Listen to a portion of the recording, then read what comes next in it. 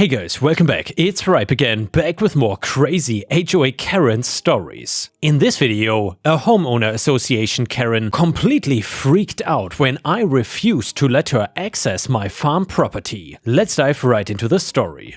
Look, I can take a lot of abuse from an HOA, but one that I'm not even a part of trying to make me change my ways is not a good look on either of us. I would like to think of this as a cautionary tale to the members of the farming community that raise animals for meat. You already know not everyone is gonna support your lifestyle, so be even more aware of those in and around your community that are outspoken against you. So I've owned my farm for close to 15 years. It was originally land that my grandfather owned that he had made into farmland for various crops as well as animals. My father inherited it back in the 1960s and passed it on to me when I was old enough. I like being a farmer. It is rewarding, bringing something up from a sprout to a full plant. Even with the animals that my farm had, there was satisfaction in watching a pig or a calf grow up and thrive in their environment. Even if it ended in their death because of a need for food or another product, I still felt a sense of pride that I'd been able to assist with that growth. One thing that my grandfather and my father made sure of when they owned the farm was that regardless of what their requested use was for, every part of the animal was used in some way. The practice was born out of what my grandpa had seen from his father. Mind you, this is something I've learned from generations of farmers, not just my own family. My grandpa had made sure to cement his vision into my father, and my father made sure I understood the responsibility that I had to the creatures that I tended. It wasn't just about how well I treated them in life, but also how they were treated in death. Nothing was wasted, nothing was thrown away if it didn't need to be. My father all but hammered the facts into me and showed me what to do with all the various parts of an animal in order to make sure they were properly utilized. I would make sure that the bones were used to create soup stock that I'd share with my neighbors, the hide was given to a local tanner, and the innards were used partly for my own meals as well as mixed into the meals for my chickens and pigs. If there was something I had to throw away, it was because it wasn't healthy to give to other animals or to eat myself, and even then I would try to find ways to repurpose it for use somewhere else. Anyway, I thought I would explain myself before getting into the story that brought me here.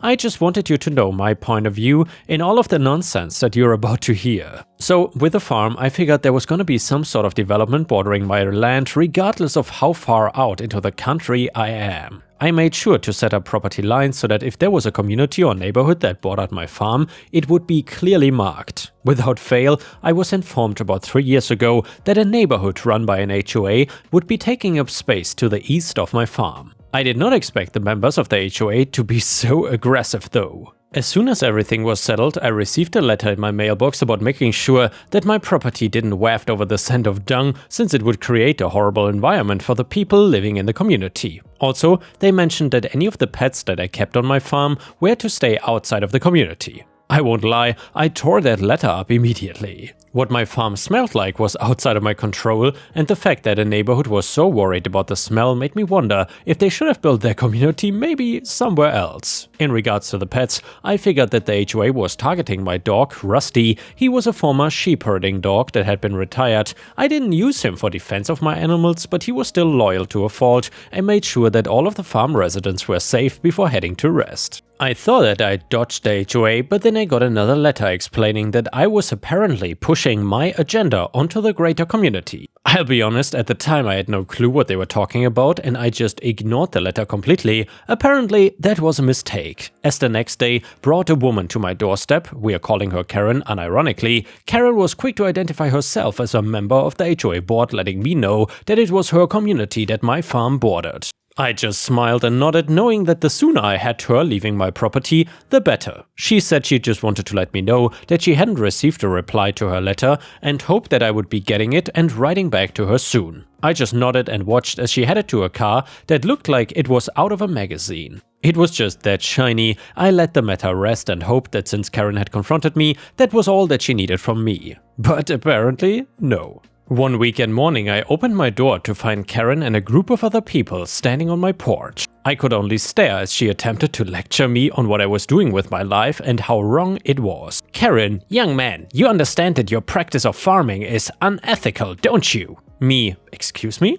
Karen, your farm is not in line with the values that I and the members of my HOA wish to provide our community members with. I understand that you need to make a living, but please know that your treatment of animals on this farm is beyond reprehensible. Me, ma'am, with all due respect, the animals that I raise on this farm are for consumption. They are being used for the meat and meals that you eat on a day-to-day basis. Karen, that's just it, isn't it? I'm vegan, along with the members of my community gathered here with me. Your practices go against our beliefs and our morals, and we are asking you to stop. Me, ma'am, my farm has been here longer than your HOA has been. If you got an issue with my practices, then you need to talk to someone else. I'm not changing anything just because you don't feel comfortable. I thought it was the right thing to say at the time, and I was bolstered with Rusty at my side, growling at the intrusion of strangers on my farm. The group left in a huff, a few giving me harsh looks, but I stood my ground. What more could Karen try to do, right? After all, it was my property she was on, and I had my rights to defend it and keep people off it. Well, another week went by before Karen returned. This time, she brought even more people with her,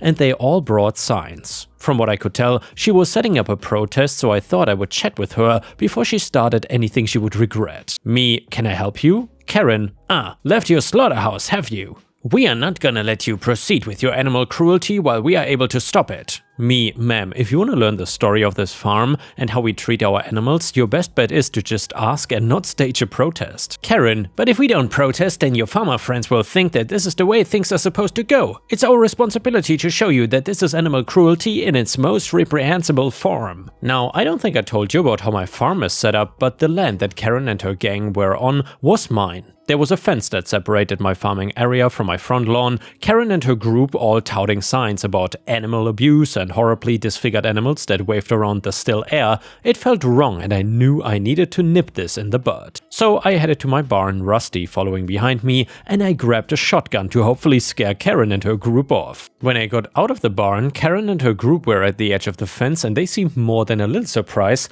that I'd brought out a gun. Karen immediately went to her pocket and grabbed her phone, dialing a number and letting out anguished cries that even made the member of her group flinch. I could already tell that the police were on their way. Once she got off the phone, she started snapping photos of me with my gun and a smug look on her face. I did not move until I saw the police cars pull up to my fence line. To my surprise, the first person to emerge from one of the cruisers was the sheriff. He and I were friendly enough, and he had known my family for years at that point. I could see him looking around, checking Karen and her group, as well as making eye contact with me. He moved towards the fence, leaning against it and motioning for me to come forward. That upset Karen quite a bit. Karen, don't engage with him. Are you insane? He might shoot you. Sheriff, I beg your pardon, ma'am, but I've known that man since he was in diapers. He won't hurt me unless I give him reason to. Karen, but he has a gun. How is it that you would consider that safe enough to move closer to him and have him move closer to you? Sheriff, but he hasn't used it yet. And as far as I know, he has a license to own one and also has the right to defend his land from trespassers. Karen, but he's done wrong. How am I supposed to let his actions lie? Sheriff, maybe by leaving him be, you might be able to forgive him. Karen was about to protest, but the sheriff had told her that technically she was trespassing and needed to get off of my property, or I would have a reason to shoot her and the rest of her group. They were reluctant to leave, but Rusty squeezed through the fence to chase after anyone lingering in their cars, barking the whole time. The sheriff and I talked after most of the cars left, and he was as dumbfounded as I was that someone had the audacity to try and protest on my property without learning about my farming practices. He told me that he wouldn't file a report, but I encouraged him to, not wanting his own reputation to suffer because of my own. Besides, I'd been in the right grabbing a firearm to defend myself and my land. Karen never set foot on my land after that. If she had an issue with my farm, she took it up with someone in a much higher authority. I received a letter from someone in my local government making sure that I still lived at my current address, as someone had reported that I was taking property that was not my own. I'll be honest, after that, I kept to myself for a few months. Not that I was afraid of retribution, but I didn't want my property to be exposed to other hard-headed bigots that were not ready to accept that there were options beyond violence to settle disagreements. Added, some people were asking me if anything else happened after this encounter with the militant vegan Karen, and thankfully nothing else happened. She seemed to be afraid of a home/farm owner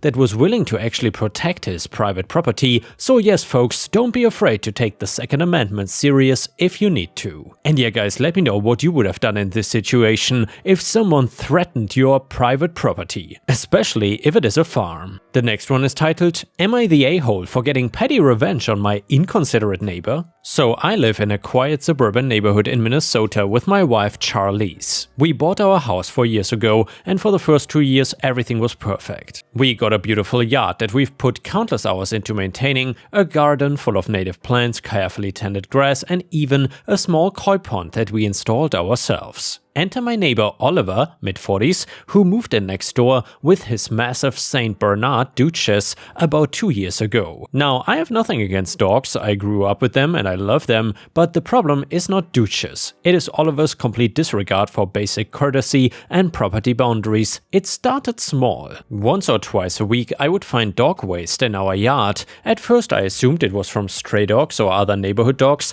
but then I started noticing a pattern. Every morning around 6:30 a.m., Oliver would let Duchess out onto his unfenced backyard, go back inside to make his coffee, and completely ignore where she wandered. And she always wandered into our yard to do her business. Hey, no worries, I told myself, I will just have a friendly chat with him about it. So one Saturday morning I walked over while he was getting his mail. "Morning, Oliver," I said, trying to keep things casual. "I noticed Duchess has been using our yard as her bathroom. Would you mind keeping an eye on her and cleaning up after her?" He barely looked up from his phone and said, "Yeah, sure, whatever. Dogs will be dogs, you know." But nothing changed. If anything, it got worse. Now it was happening multiple times a day. Our yard began to smell, and Charlize could not work in her garden without doing a thorough inspection first. We had to stop hosting backyard gatherings because it was just embarrassing. I tried everything the right way. I documented the incidents with photos and dates. I sent polite but firm emails. I even offered to split the cost of fencing his yard. Each time Oliver would dismiss my concerns with vague promises or outright ignore me. The breaking point came when my 6-year-old niece Ren visited and stepped in a pile of poo while playing in our yard. She was devastated, her new shoes were ruined, and I had to watch my sister clean dog waste off her crying daughter's feet. I went to our HOA, but Oliver apparently plays golf with the president, so that was useless. I called our city's bylaw enforcement, but they said that they needed video evidence of the actual act. After 18 months of this, I snapped. I know it was childish, but I decided to give Oliver a taste of his own medicine. I spent a week collecting every single pile Duchess left in our yard, wearing gloves and using bags, of course. And then one Friday night, while Oliver was hosting one of his weekly poker games, I carefully arranged all the bags in a semicircle on his front porch and lit them simultaneously on fire using long matches, making sure they were contained in the bags and couldn't spread. I rang his doorbell and retreated to behind my hedge with my phone camera ready. The sight of Oliver and his poker buddies rushing out to deal with multiple flaming bags of his own dog's waste was, let's just say, satisfying to say the least. Their reactions ranged from disgust to uncontrolled laughter, and I caught it all on video. But the best part? One of his friends, between fits of laughter, said, "Dude, is this about your dog? Because I've been telling you for months to clean up after her." The next morning, Oliver came to my door. His face was red, but instead of the explosion I expected, he actually apologized. It turns out his poker buddies had spent the rest of the evening roasting him about being a terrible neighbor. One of them was even a real estate agent who told him how much his behavior could affect property values. Since then, Duchess hasn't been allowed to roam freely, and I haven't found a single pile in our yard. Oliver even installed a fence last week. Here is where I might be the a-hole though. While my methods were juvenile and probably illegal, lighting things on fire even safely contained is not exactly legal, it worked when nothing else did. My wife thinks it was hilarious and justified, but my mother says I should have kept trying legal channels and that I set a bad example for my niece, who thankfully doesn't even know about this. So Reddit, am I the a-hole here? And yeah guys, let me know in the comments what you think here. Do you think OP acted as the a-hole, or did he do the right thing? Comment number 1 said, "NTA, you tried every reasonable approach first and your revenge was basically harmless, but made its point perfectly. Sometimes people need to experience the consequences of their actions to understand how they affect others." Comment number 2, NTA. As someone who spent years creating a beautiful yard, I felt this in my soul. Your neighbor was destroying your property daily and didn't care until he faced consequences. The fact that his own friends called him out shows how wrong he was. Comment number 3, you are the a-hole, and I cannot believe I had to scroll this far to find a reasonable response. Everyone here is cheering on what is literally arson. I don't care how contained the fires were, you deliberately set multiple fires on someone's porch. What if one of the bags had tipped over? What if there had been something flammable nearby? What if someone had slipped and fallen while rushing to put them out? Yes, your neighbor was being inconsiderate and breaking bylaws. And yes, you tried proper channels first, but the solution to someone breaking minor bylaws is not to commit a crime that could have resulted in property damage or even injury. You are lucky your neighbor found it funny and his friends shamed him because he would have been well within his rights to call the police. Being justified in your anger does not justify any action you take in response. And the next one is an Am I the A-hole story. So for the past week, my wife and I had been anticipating a baseball game for which we had purchased tickets. We like baseball, but we don't attend many games, so traveling into the city to see games is a rare treat. I know that it would take time to drive there and find parking due to traffic though. Because the game started at 7 PM and we live about 45 minutes from the stadium, I told her this morning that she needed to be ready to get in the car and go by 6 PM.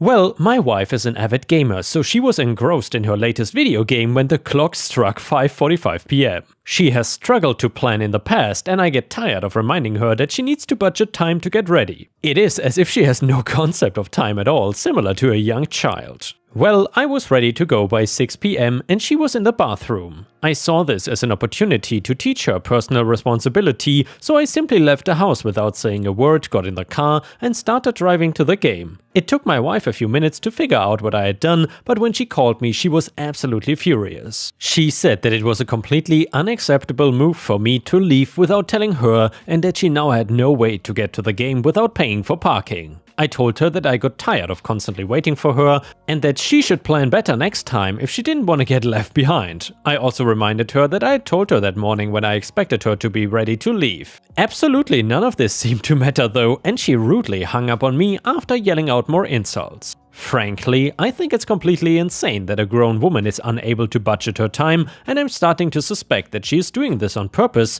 because she is a narcissist who expects me to accommodate her. After all, she's not a stupid woman, she has a science degree. And well, she never showed up to the stadium and I didn't hear from her the whole game, but when I got home there was a note on the door. She told me that I was not welcome in the bedroom and that I should sleep on the couch. I cannot believe she wants to be this much of a pill. And by the way, ripe stars, I've never heard that expression before. What does it mean to be a pill?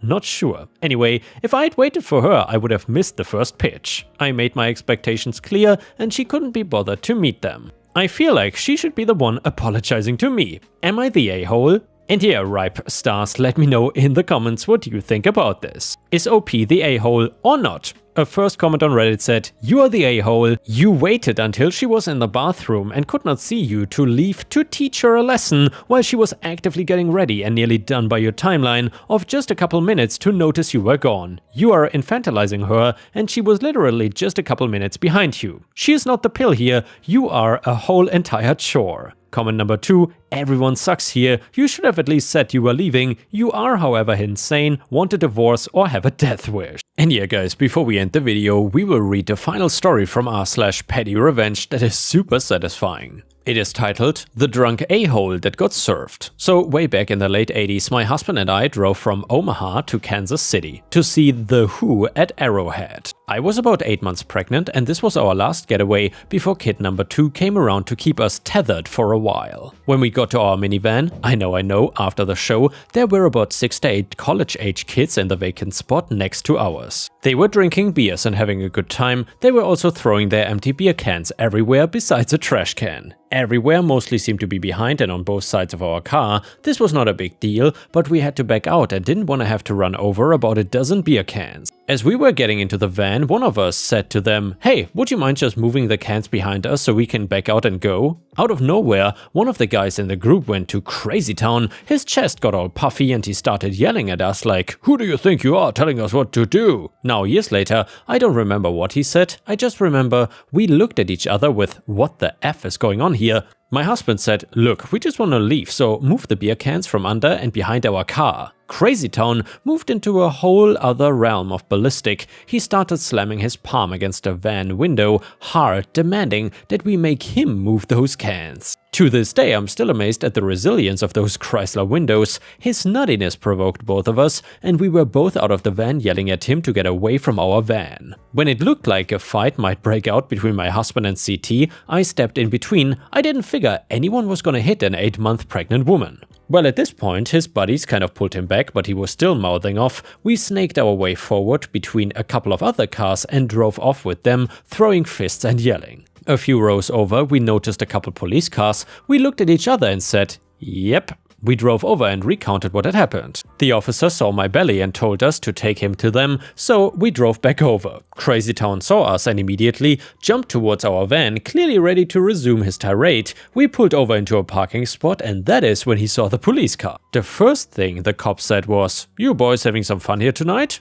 We hear a round of "yes sir" from the group. Then the cop asked, "Are you old enough to be drinking? Let's see some IDs." The group got quiet, real quiet. The cop says, "I didn't think so. So the first thing you're gonna do is pour out every can that's here, open or unopened, and when that is done, we're gonna talk about your disturbing the peace charges." We watched as the cop pulled a full case of beer from the trunk and the kids started pouring out beer from the open case and the new case, and then we looked over at Crazy Town, waved out the window and said with huge grins, "Have a good night. Bye." Still laughing, 36 years later, still laughing. And yeah guys, thank you so much for watching. I will see you again tomorrow. Please also check out my playlist by the way.